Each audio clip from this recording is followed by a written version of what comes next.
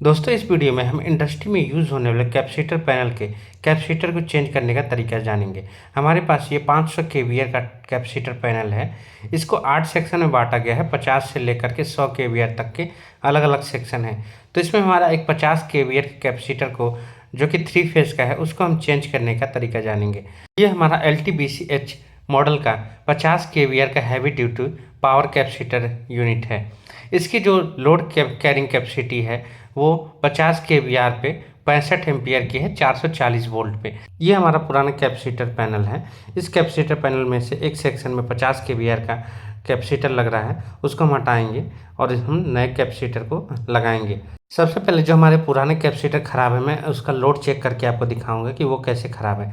ये हम R phase का चेक कर रहे हैं लोड, जो कि 43 एम्पियर आ रहा है। अब ये ब्लू फेज में हमारा देख सकते हैं 0 एम्पियर करंट दिखा रहा है, जबकि वाई फेज में 43 एम्पियर। इस तरह से हमारा सप्लाई चालू होने के बाद भी कैपेसिटर का एक फेज लोड नहीं दिखा रहा है। तो जब भी हमें अगर कैपेसिटर पैनल में कैपेसिटर को चेंज करना है तो हमें उससे पहले सबसे पहले अर्थिंग के साथ डिस्चार्ज करना चाहिए। यहाँ पे आप देख सकते हैं कि हम इसको एक वायर की मदद से अर्थिंग के थ्रू डिस्चार्ज करने का काम कर रहे हैं। अब इस कैपेसिटर को हम कॉन्टेक्टर के कनेक्शन के साथ खोल करके इसको बाहर निकाल लेंगे और ये हमारा अब निकाला हुआ कैपेसिटर है, जो कि ये भी 50 केवीआर सेम रेटिंग का है और इस पर भी जो लोड कैपेसिटी है इसकी 65 एम्पियर की है। अब हमने नए कैपेसिटर यहाँ पे पुराने की जगह पे लगाने हैं और ये हम नया कैपेसिटर यहाँ पे इंस्टॉल कर दिया है हमने। अब देख सकते हैं 50 केवीआर का नया कैपेसिटर है। अब इसका हम आगे कॉन्टेक्टर के साथ भी कनेक्शन कर देंगे। जैसे कनेक्शन था वैसे ही कनेक्शन करेंगे, हम फेज में बदलाव नहीं करेंगे। RYB जैसे था वैसे ही जोड़ेंगे इसमें। अब बारी बारी हम इनको ऑन करके हम तीनों फेज के लोड को चेक करेंगे।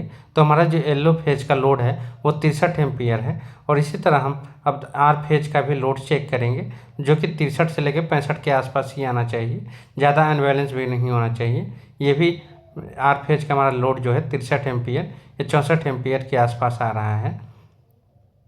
इस तरह ब्लू फेज का भी हम लोड कैपेसिटी चेक करेंगे। ब्लू फेज का जो हमारा लोड है वो भी लगभग 64 एम्पियर ही आ रहा है।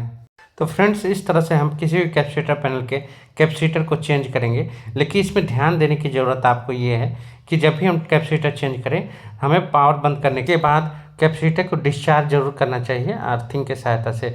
आई होप आपको वीडियो समझ में आएगा। Thanks for watching.